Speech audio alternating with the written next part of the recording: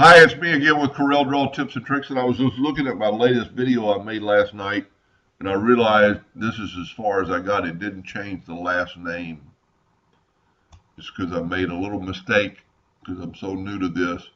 So I had, and I've already changed it, but let's delete this one.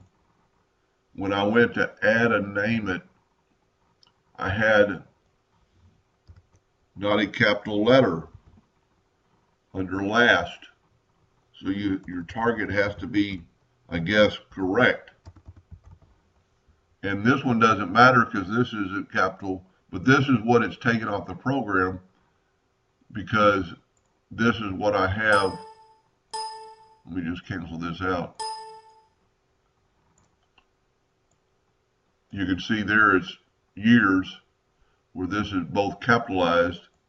So let's go back because I was really kind of looking at the video to see what it did with these longer names because I'm still so new to this. So let's go to batch. And I have it right, and see there's the non-capital, but that's what it's suggesting, or these three are from this side are really what is off the file, and this is what you need to type in. So we've got them all done, so we're going to hit go, and in that time, and I don't see any problem with the longer name. Now I'm going to probably do a couple more videos on this and figure out some other things.